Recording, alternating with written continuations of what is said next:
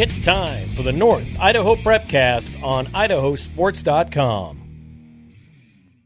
That's right. Welcome in another edition of the North Idaho Prepcast, IdahoSports.com, your weekly breakdown of Districts 1 and 2 activities in the state of Idaho. My name is Brandon Baney.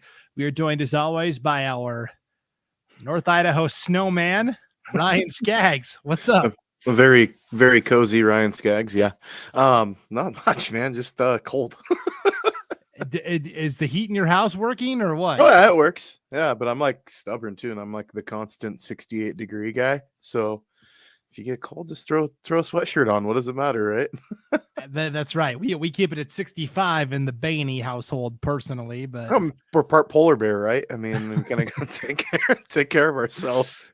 You know, like a whale, I've got a lot of blubber that keeps me warm. So that's how I get by. Well, we are getting by into, and again, we're talking about this because if you're watching the video version of this podcast at IdahoSports.com's YouTube channel, their Facebook page, Ryan's all bundled up. He's got on his, is that a wool cap? That is a wool cap, merino wool. The only way to go. Yeah. Okay. And you've got your winter jacket on as well. It's just a sweatshirt, but yeah, I mean, it's like a pullover type jacket, but it's still warm. So yeah, a little zip up action there. So yeah. Don't want to give the fans too much, but yeah. Yeah, we got to keep it PG here on the North right. Idaho Prepcast. Might turn into non-suitable for work, so yeah, be careful. Yeah, we don't. We still haven't figured out. We had one Prepcast about a month ago that got 1,200 views on YouTube, and I still don't know how that happened, but maybe that's the key, Ryan. Is zip that down a little bit. And give the fans something they. I could have wore flannel and gave them what they want, but That's right. You're a real champion of the people. So right. you can get this podcast audio only version as well at IdahoSports.com or wherever you download your podcasts. Okay, here we are. Boys basketball season off and running. Most teams have gotten at least 2 or 3 games under their belt. Some have 0. Last week was a little crazy with the schedule. A lot of games got postponed or outright canceled.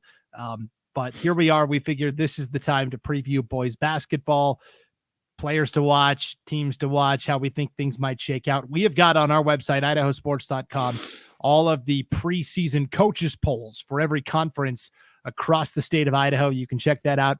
We are adding more and more boys basketball previews. That should be going live on the site later today. We're getting more and more previews in by the end of the week. They should all be in and ready for your consumption. Wrestling coverage we're rolling out. Al Fontes wrote a classification by classification preview. Those are all going live on IdahoSports.com later today as well. And tonight, Ryan, 20 gems. I saw that article as well. So yes, that was just a little teaser. And now today you get the real sprinkle in there. Yeah, today you get the real meat and potatoes. And then tonight, we're going live. We'll do it live. It is our very first maiden voyage episode of the Matt Chat Prepcast on IdahoSports.com, where there's a lot of people statewide that are stoked for that, by the way. Like it's gonna blow up. You're gonna have something pretty cool on your hands there. I'm excited to bring it to the wrestling fans because they're diehards and I know they're gonna tune in. We're gonna do it every Tuesday night at 7 p.m. Pacific time on the IdahoSports.com YouTube channel, Facebook page, and Twitter account. It's going to be myself and a rotating, cast of experts, Al Fontes, Jacob Eck, Brian Zollinger. We're going to have a good discussion. And really, ultimately, I hope it's a discussion driven by the fans, where the fans are telling us what they want us to talk about. So we'll see how it goes tonight, but that is live tonight. And if you can't be there live, you can always go back the next day, or it'll be in your podcast feed as well. But you got to subscribe. It's the new Matt Chat Prepcast. So go ahead and subscribe to that if you listen to the podcast, or go ahead and subscribe to our YouTube channel so you can see when we're going live with that tonight. Okay, back to boys basketball now. Let's talk about, you just want to go 5A down to 1A D2. I thought that worked pretty well last week. Yeah, we can do that. Okay. That's fine. Yeah, we're always for the people, right?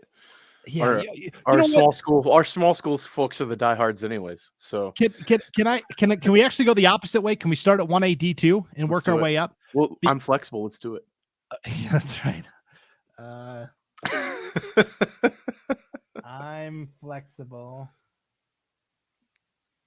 Careful with that one. You're going to get a whole lot of views on YouTube that probably weren't targeting for. That's what I'm going for. I'm going for that viral marketing. That's going to be the title. I'm flexible. Let's do it. All right.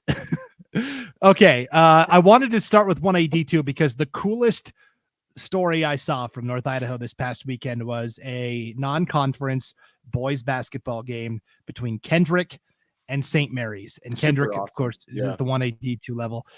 So Ryan, for those that I'm sure most people in North Idaho know already, but for those that maybe didn't hear, first of all, tell us a little bit about what's going on at St. Mary's with Craig Teft, the longtime football coach there at St. Mary's, really a pillar in the community. Just a great guy. And you know, he's got everybody's respect, but he's battling cancer right now. And you know, we kind of in North Idaho, it's pretty cool is that, you know, I have a lot of miles of distance between towns and schools, but the community is pretty close, if that makes any sense. But it doesn't matter how far away you live. I think you're a person or two away from having a connection to somebody up here.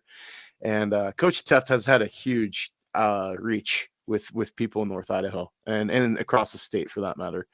And yeah, so he's battling cancer. There's a couple parents that started a t-shirt drive, and they're selling. I put it on my youth or my Twitter page, where you can go and order a t-shirt as well. And Kendrick ended up buying their entire team and staff t-shirts. And then they showed up during warm-ups wearing the shirts in support of Coach Teft, which was pretty awesome for that game and game against St. Mary's. And yeah, I mean, it's just been pretty cool. And Kendrick, you know, you and I, we both know that community, the coaching staff on the football side, but also, you know, other sports like volleyball and basketball as well. And just they're top shelf people. I mean, it doesn't matter. It's not just, yeah, they got great kids and athletes, but like they're good, they're better people, I think, than they are, you know, the athletic side of things. And, you know, they've really rallied around St. Mary's and what, you know, Coach Teft is dealing with. And, you know, that was an awesome statement. I thought that was pretty cool to show up at that game and make that statement in support of St. Mary's.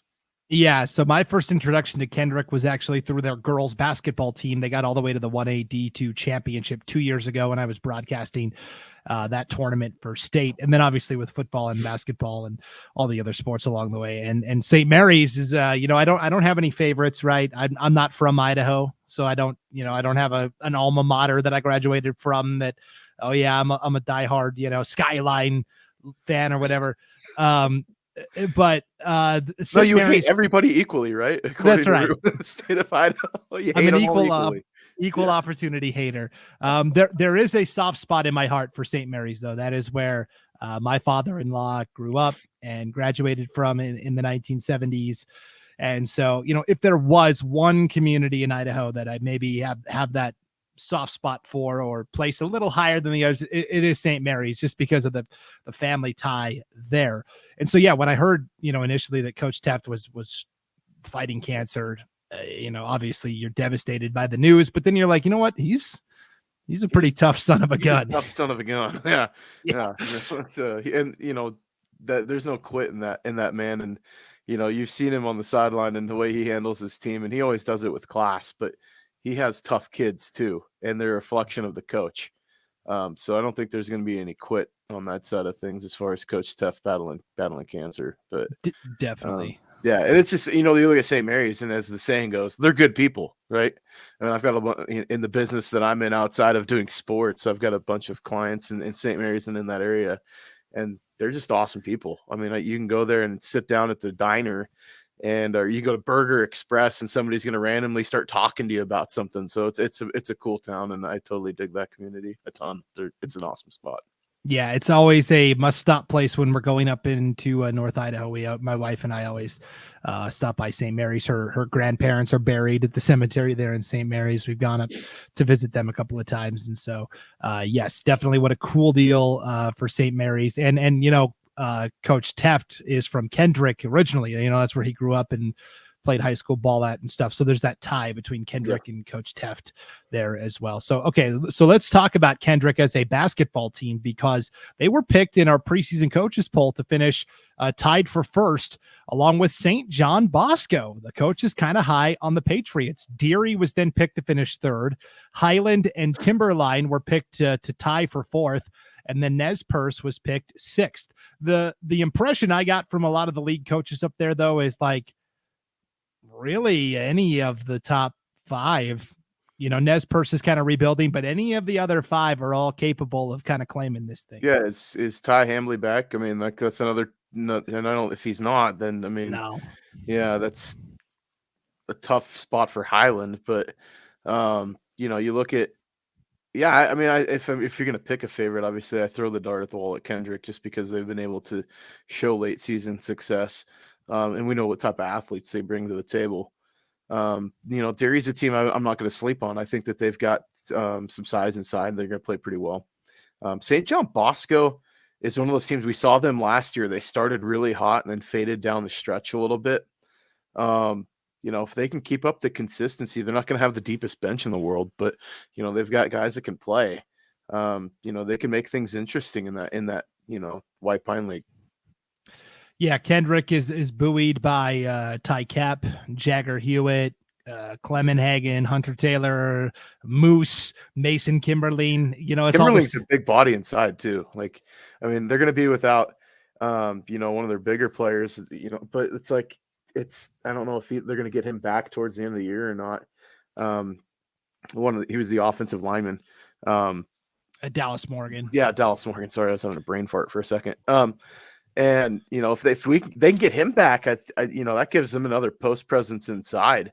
But I think Kimberling does a really good job at the power forward inside, and then you get the nice guard play, just the athleticism around the perimeter from Cap and Jagger Hewitt and those kids. And Clement Hagen's a great athlete too.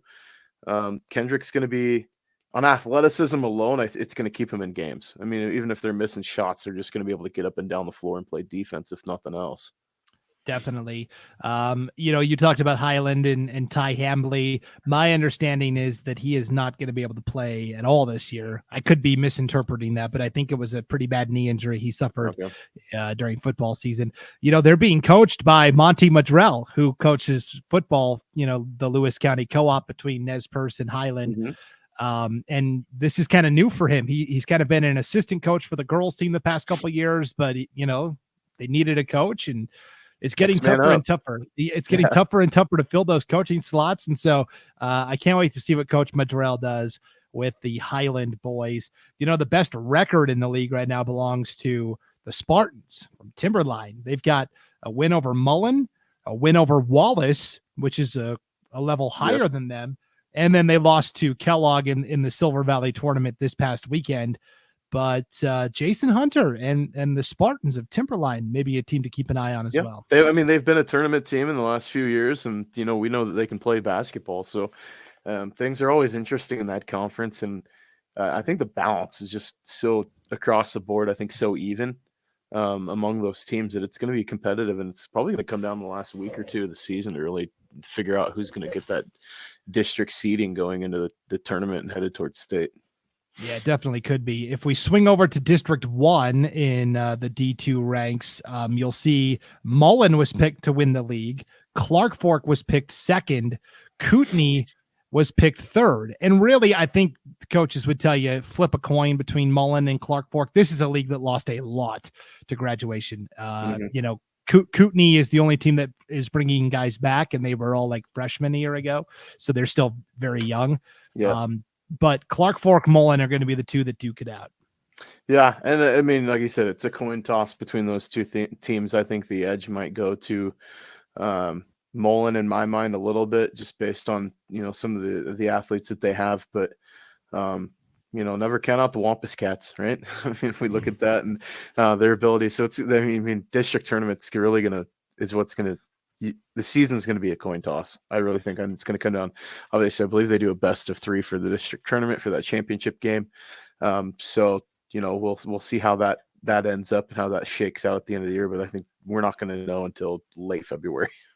So with Kootenai being back in the mix, it is just a traditional 3-team bracket where there's just the one championship match.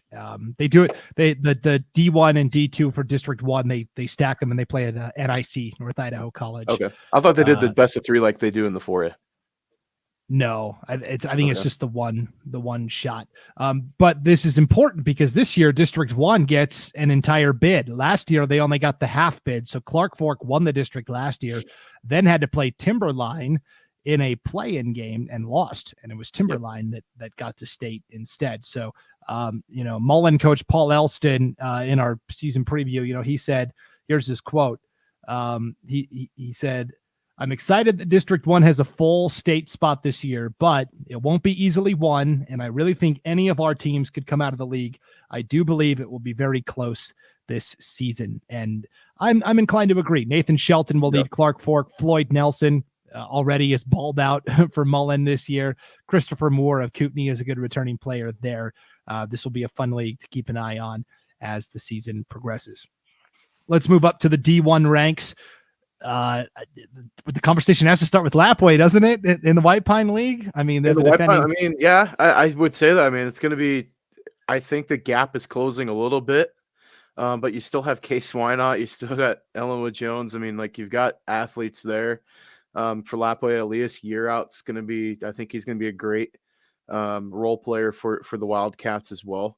I think the gap closes a little bit than what it's been in years past, but I like Kamei again this year. I was high on them last year, thinking they were going to get that number 2 seed. They did. They got to the title game. So I think it's going to be a repeat of that. We're going to see probably something really similar to that. But I'm gonna go out on a limb and I'm gonna say Lapwai is going to make it to the state championship game. I really do think that they've, Coach Eastman's got a great club, and everybody wants to contribute. It's a very, very team-centric team. They're going to have a great test this weekend playing Linden from Washington. That's a 2A school. That's a perennial state team in the state of Washington. If you know how state works, I mean, gosh, there's 64 2A teams in the state of Washington, and they're one of the top 8 teams in the state. So that's a huge test for Lapwai. Yeah, well, and Ryan, Lapwai opens their season tonight. We're recording this on Falls, Tuesday, December 6th. Second year in a row, Lapwai is going to go play a 5A school at Post Falls. Hey, any chance you could broadcast that for us? You want to just head over there right now? Not tonight, man. I wish, but not tonight. It's way too short notice. Yeah, we are putting together our broadcast schedules for the season. In fact, Ryan, I think Paul sent you an email yesterday with some games. Yeah, I saw it this morning. Okay, so, cool. There was some late notice stuff in there. I'm like, yeah, that's a stretch. Yes, for sure. Okay, so Lapwai opens their season tonight at Post Falls, 1A D1 versus a 5A. I am very, very interested to see how this goes. And then right after that, look at this gauntlet of a schedule here. They play Tuesday at Post Falls, Thursday at Prairie, Friday at Genesee, Saturday, they're back in Coeur d'Alene to play Linden, Washington at North Idaho College. Four road games in 5 days. I mean, you look at the stretch through Christmas, and then you've got they're going to be down in playing Baker City, Oregon at Treasure Valley Community College in Ontario. Then they're playing in the Avista tournament, which is going to have Lewiston, Moscow, some sprinkling of Washington schools in there as well. That's going to be, and then they got Lakeside. I mean, look at that Lakeside team and what they did. Lakeside is legit. We'll talk about them in a minute, but there's some heavy hitters in that schedule. Coach Eastman definitely stepped this game up. I think from years past, he's been trying to get, these marquee games on the schedule, and he's been getting more of them now. I think they're getting more respect than what they've had in the past, which is definitely earned. But yeah, they've got a gauntlet. They might pick up a loss this year. I don't know. It wouldn't surprise me, but I just, I know we've been given sweatshirts and all that stuff, but you can't buy loyalty, right? But I think that this might be the year they finally they get tripped up. But I don't think it's going to be a detriment to the season. I think it's actually going to rally the troops, and they're going to be on a roll. I think, but at some point, I think they lose a game. Yes, I agree. And it's just going to make them stronger, essentially. Yep. If I could pick one game to go to, I think it would be that Lakeside Lapwai game, January 4th. That's going to be two. Down in Lapwai? Are you kidding me? Two high octane offenses. You Oh, want to boy. take you want to take a road trip to Lapwai? Do that game, Oh, Ryan. let's do it. I'm in. Let's do it. All right. We'll pencil you in for that because Who's doing play-by-play? You or me? you can. Yeah, you're Okay.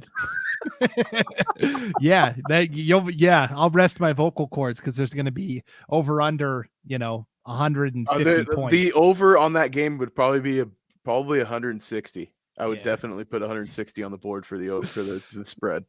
Yeah, for sure. When we look at the rest of the White Pine League, to me, there is a clear top two. It's Lapwai, it's Kamei, right? Lapwai does bring back Terrell Ellenwood Jones. Don't Case, sleep why on not? Troy. I'm telling you right now, don't sleep on the Trojans. Okay, all right. Well, the league coaches beyond the top two, there wasn't much consensus, and it really bore out in the preseason poll. Potlatch was picked third, Prairie fourth, Logos fifth, Troy sixth, Clearwater Valley seventh, Genesee eighth, and really, 3 through 6, Potlatch, Prairie, Logos, Troy. I think they're all kind of. I don't think the Pirates are there yet, and I'm probably going to rub some people the wrong way with our Prairie fans. That God bless them, but no, I look at Troy. I like Troy's lineup a lot. I really do.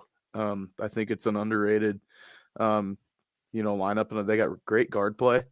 They're going to be tough inside, and they got good coaching. I look at Trojans, and I think that they're going to be sneaky good down the stretch. I really do. Yeah, Troy's already 2-0. They've got a league win. They beat Logos last night, Ryan, 57-38. So that is a double-digit win over a Logos team that lost a lot, right? They lost Case Bolt to graduation. They do bring back Seamus Wilson, who from what I heard, was like one of the first freshmen in Logos history to make varsity or start varsity from day one. He was the starting point guard last year. So, Prairie does bring back Zach Rambo, who was an all-conference selection a year ago, or maybe he graduated. Lee Forsman is back for Prairie. Troy's got Eli Stoner, Noah Johnson to keep an eye on. Driscoll is also playing for Logos. Potlatch has Jackson Vowels, Schleeper for Clearwater Valley. There's good players up and down the league. It's going to be which team has a second and third fiddle to match what Lapwai and Kamei have. Kamei with Everett Skinner and Brady Cox, and they're good. So Kamei, it's going to be the bell cow of the conference is going to be Lapwai, then Kamei again. That third spot is the kind of the toss up there that can make things interesting. I think Troy is going to be one of those teams in the mix. Don't sleep on Clearwater Valley. I think that they could make a little bit of noise. Potlatch could be in there as well. And so, it's going to be, I think, a very balanced conference. It'll be probably more balanced than we've seen in years past. Definitely. All right, let's go over to District 1. Let's talk about Lakeside with Coach James Two Teeth. He wanted to get out. He was going to retire like 2 years ago, and they're like, Vander Brown's like, no, not yet. I'm a senior. Like, let's run this one back. But that Lakeside team is. We saw what they did at Timberlake the other night. And then you look at their schedule too. They play Timberlake. I think they play Bonner's Ferry later in the year. Still have Kellogg. They'll play St. Mary's. I think back-to-back games. They're going to be battle tested. Then they play at Lapwai. And they have Garpal thrown in there, which is a Washington B school. It's pretty tough too. So, they've got a schedule that's pretty meaty there as well. But you look at like Lucky Matt, who's going to be in there, and C. John, and there's the kids in there that are going to be definite players. But Vander Brown is one of the best athletes in the state of Idaho at any level. And you look at him, he's a 30-point bucket machine, and he's in my mind probably the best pure scorer. Him and probably Case Why Not throw in like Blake Buchanan, Colton Mitchell. They're all in the same conversation in North Idaho as far as basketball prowess. Vander Brown, Brutus C. John, Quincy Hall, and they beat Timberline last night, Monday night. A little Monday night. There was quite a few Monday night games up north. I kind of like the Monday night hoops. But Lakeside gets 2 huge wins to start the year. They're 2-0, 2 really dominant wins. They're averaging 80 points a game. They beat Mullen 86-20, but then the eye opener, like you said, was last night against Timberlake. 81-59. They beat Timberlake. And the guy who had the hot start for Lakeside last night wasn't any of those guys we just mentioned. It was Liam Hendricks, a 6'3" junior. Yeah. So I mean, they're getting some good play out of, not necessarily their big three, which is a great sign for that lineup. And Coach Two Teeth, and I got a chance to watch him a couple years ago at State and their run that they had there and the top 4 finish. And it's just a great. It's a cool community. I'm so stoked about that Lapwai Lakeside game. I think that with the two teams that represent their respective tribes very well. Also, and what they do. I mean, gosh dang, they just play good basketball, and it's a fun brand to watch because they just get up and down the floor. But yeah, what they did at Timberlake, which a Timberlake team I look at could be pretty dang good this year. It could have a decent run just based on what they brought back from last year's team, and to do that to an Idaho 3A team that's saying something about the prowess of what they're playing, the level of ball they play. Yeah, and Timberlake got a transfer as well from Genesis Prep in McCluskey. So that's, G Prep, Lon Maraston, his second year as the coach there at Genesis Prep. They were picked to finish second behind Lakeside. Wallace was picked third. They bring back Brad Teskey. But to me, it's Lakeside. This is Lakeside's deal. Yep. So we'll see. Let's talk 2A, Central Idaho League. St. Mary's was picked to finish first in the league. Kellogg second, Priest River third, Grangeville fourth, Orofino fifth. I look at the Maniacs and I think that that's criminally underrated in my opinion. And what they're going to do, I think Orofino might finish in the top 3 in that conference, ahead of St. Mary's, not ahead of St. Mary's, ahead of Priest River.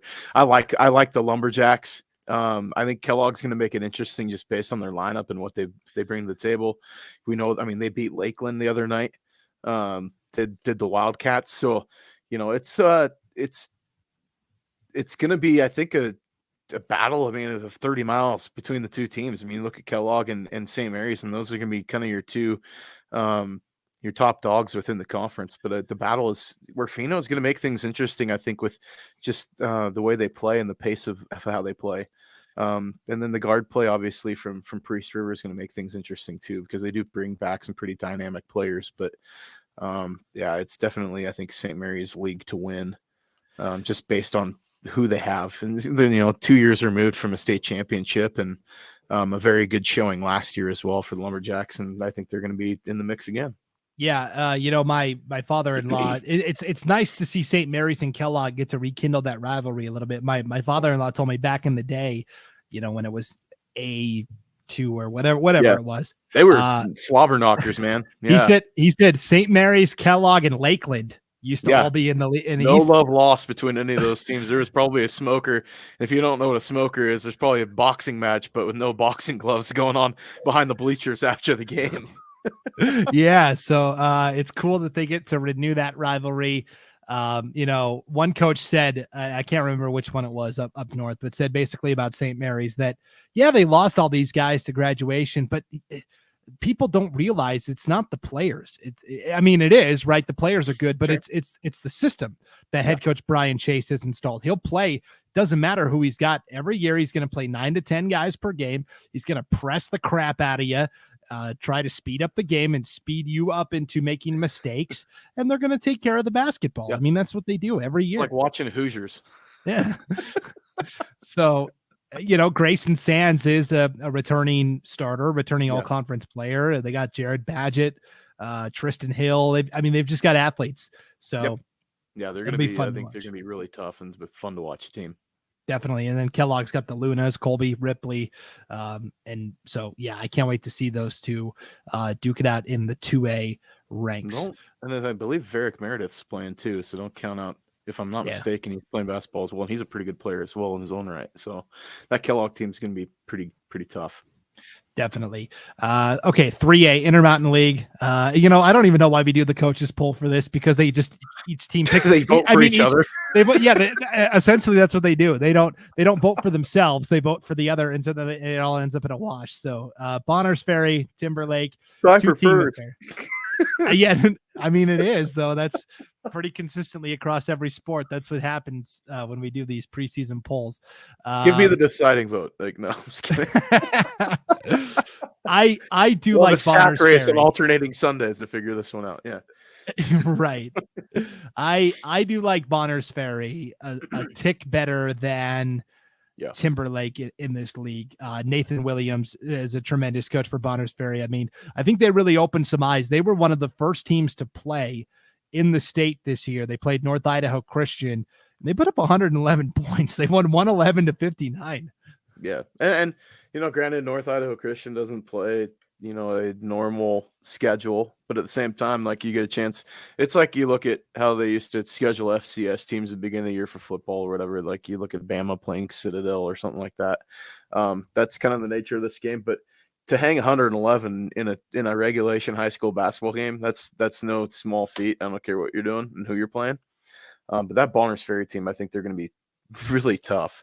And just what they get out of their lineup and what they have going up and down the floor night in, night out. They got a good bench too. They're not just, 5 guys on the floor. They're going to play 7 or 8 guys consistently every night. So, that's going to bode well as you get closer to state tournament time. And if they get the bid to state, that's going to help in the 3A ranks in the state tournament for sure. Yeah. Braden Blackmore and the Williamses, Ridge and Asher, both phenomenal for Bonners Ferry. For Timberlake, Raj Oliveri, Hunter Higgins, and they're coached by Mike LaFontaine. So he's a good coach and knows what he's doing. Like every sport, it seems like Bonners Ferry and Timberlake both could go win somebody else's league. They just happen to be in a 2-team league with 1 bid to state. So we'll see there. No at-larges either, which is, we'll talk. That's for another podcast, but yeah, don't talk about expanding the playoffs just yet. We'll save that. We'll get somebody from Southern Idaho peeping up on that. That's right. All right, let's climb up to 4A Inland Empire League, District 1 and 2. Lakeland picked to win the league in our preseason coaches poll. Moscow finished picked to finish second. Sandpoint third. What do you think of that? I think they got the order backwards. Okay. I like Sandpoint. I like Sandpoint this year.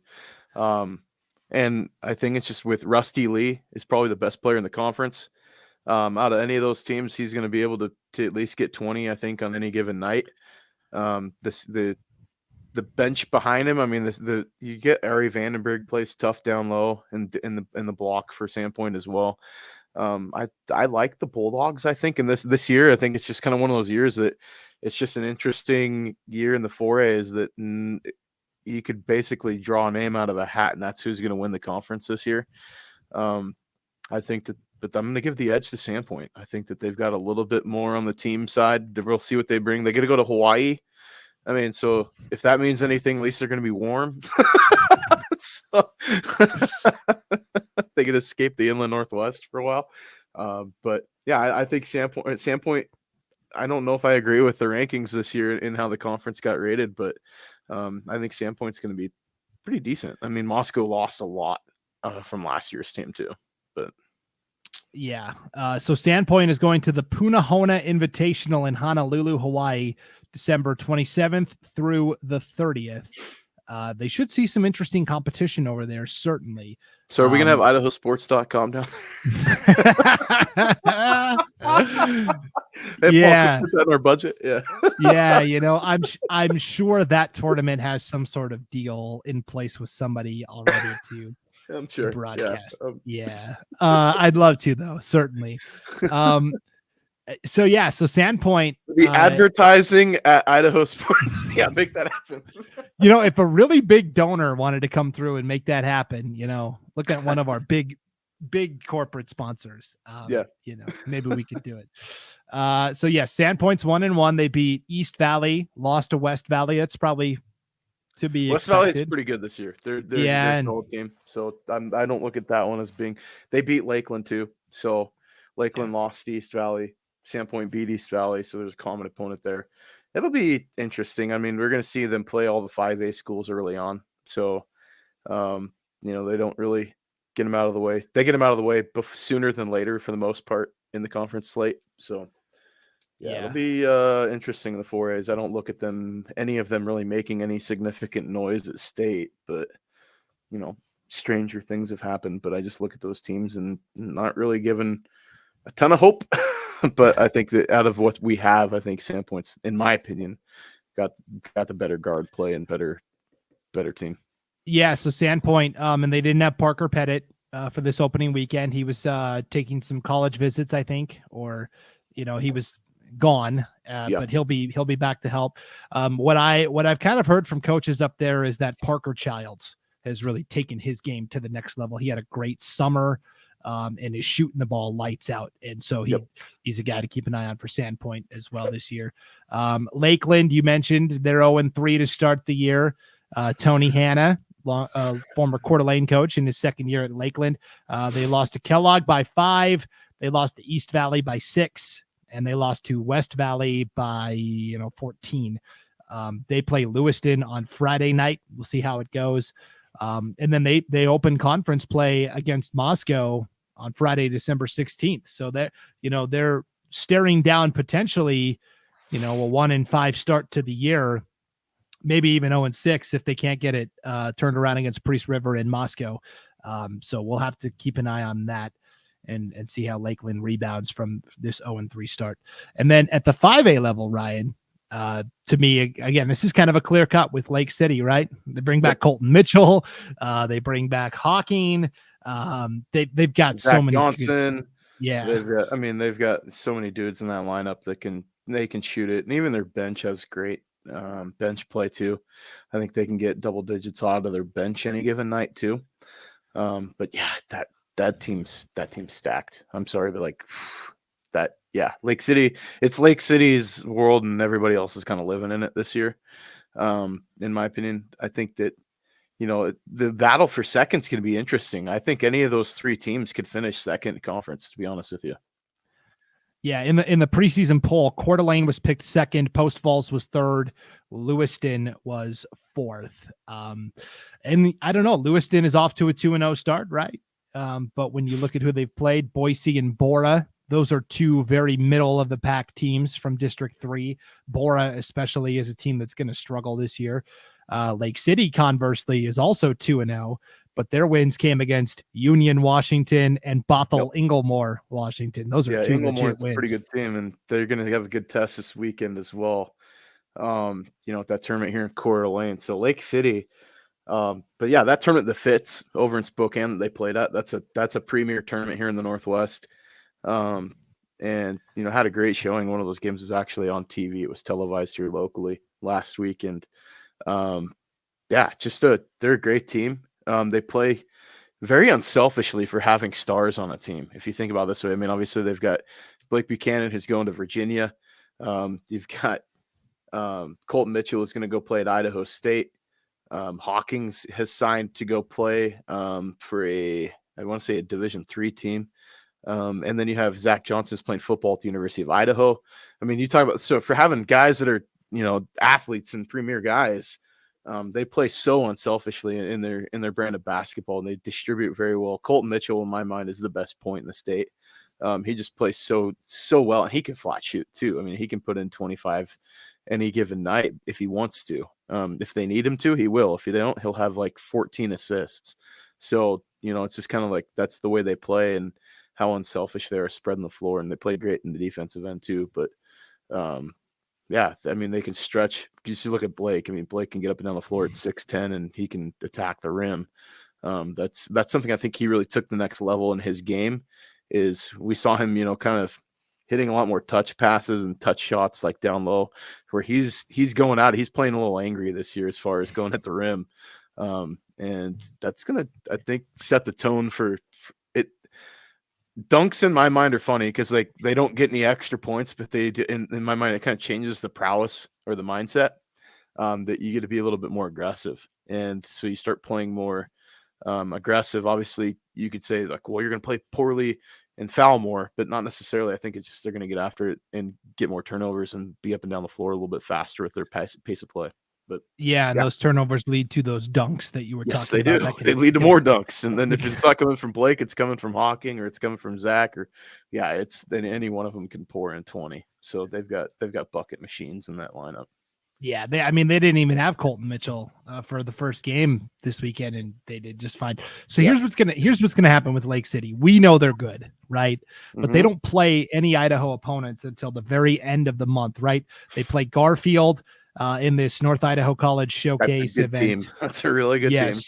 Garfield, they're over in Seattle, right? Yeah, I mean, you talk about look at who's who of who's gone to the NBA from the state of Washington. They've come out of 3 high schools. It's been either Garfield, Rainier Beach, or like Nathan Hale. So, I mean, you look at the teams that are going to be at North Idaho College this weekend. 2 of those are going to be there in Garfield and Rainier Beach. So, yeah, it's they're not slouching any on their scheduling. Let's put it that way. Yeah, so the schedule is Coeur d'Alene, Lake City, Owyhee, and Lapwai are all going to be there playing against Washington opponents. This is all day Saturday at NIC. Yep. There's going to be some very good. You're gonna go watch, right? I'm just gonna be there. Yeah, taking some pictures and watching. I think it's gonna be a great day of high school basketball. There's gonna be some fun games there for sure. We should give you the login for the IdahoSports.com Instagram account. I could throw some stuff up there for you. Yeah, shoot some highlights because there's going to be some. There's going to be some play, man. That Owyhee game is going to be bananas. And no offense to Owyhee, as good as they are, look at Rainier Beach. I mean, that's a D1 lineup waiting to happen. There are dudes on that Rainier Beach team, so it's I mean, like I said, you talk about who's who of NBA players out of the Pacific Northwest. I mean, you could go down the list. I mean, Paulo Banchero and, you've got Lodrick and Roderick Stewart have come out of Rainier Beach. And I mean, it's just like, so yeah, there's some history with that program as far as, top talent in the state. So, yeah. Yeah. So Lake City's going to play there. They're going to play Garfield, and then they're going to go to University Place and play in the Curtis Winter Classic. This is another premier over in Tacoma. Yeah. Yep. And then they're going to host North Central from Spokane. And so it's going to be all of these out of state opponents, Washington opponents. And so we know Lake City's going to be good and they're going to be undefeated, but fans in Idaho, and when I say fans in Idaho, I mean fans in Boise, are going to look at Lake City and go, yeah, but they haven't, because there's no Idaho opponents. Who cares? Their max prep is going to be through the roof because they're all playing 5A level schools night in and night out. I know. So the key stretch for Lake City, not key for them or for us, but for the rest of the state, is going to be at the end of the month when they host on 3 consecutive days, Eagle, Meridian, and Bishop Kelly. And once Lake City runs through those teams, then everyone's going to go, oh boy, yeah, Lake City's pretty good. Are we going to be able to broadcast those? You know what I think we're planning on doing is so those 3 teams are coming up to play Lake City, Coeur d'Alene, and Post Falls. Yeah, I think we're going to post you up at Post Falls. Okay, and you're still going to see all 3 of those teams, Eagle, Meridian, BK. But yeah. So that's kind of the tentative plan there. But yeah, Lake City really, really good, and they've got to be so motivated, right? After getting to the championship 2 years ago and losing, then last year going to state as the number 1 seed and losing to Centennial right away. They've got to be very motivated to get back and finish this thing off finally. Yeah, it's a prove it year for them. And, kind of the last run for this group that's been so good for the T-Wolves. So, yeah, it's going to be interesting to see how it goes down the stretch. And, but like look at the rest of that conference. I mean, look at Coeur d'Alene. They've returned Stephen Burgess.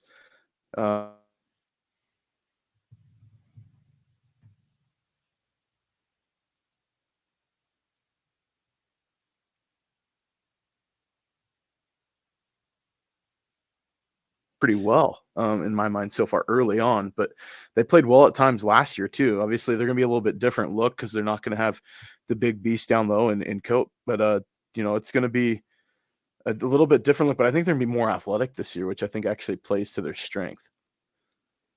Yeah, Coach John Adams at Coeur d'Alene does all the things that Brian Chase at St. Mary's does. He'll play 9 to 10 guys. He'll sub in 4 guys at a time, 5 guys in at a time. So, yeah, the starting lineup is fluid throughout the year usually. So, yeah, Burgess for Coeur d'Alene. Post Falls, Mike McLean is one of the best coaches around. Asher Bowie is a guy to keep an eye on there. Lewiston's got a brand new coach in Brooks Malm. We'll see how he does with that program. And, should be a pretty interesting race in the IEL this year. Yeah, all right. We're not having Ulrich. Ulrich is now at North Idaho College, I believe. So he's up in our neck of the woods now. So well, you're soon to be neck of the woods, but yeah, no, that's kind of cool to have, those type of people up around the area and to see new faces in the conferences too. I mean, how many of the new coaches had success in years past too? There's been a bunch. So, I mean, you see these guys that move around. Sometimes it ended up lifting the program and you see a little bit of rise of play. And so it'll be interesting to see what Malm can do at Lewiston. I think that he returns a pretty good cast of guys too, that he's going to have some kids that play hard for him.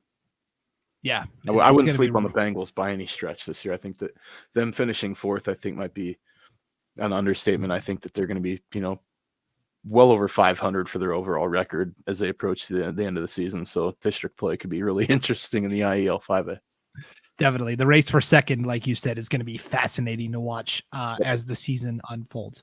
All right. Well, that'll do it for this edition of the North Idaho Prepcast. Next week, we'll kind of be back to a normal, hey, here's a couple of things we noticed in boys basketball, girls basketball, and wrestling. We'll kind of hit on all of it again next week. But thanks for tuning into our boys basketball preview extravaganza here on the North Idaho Prepcast.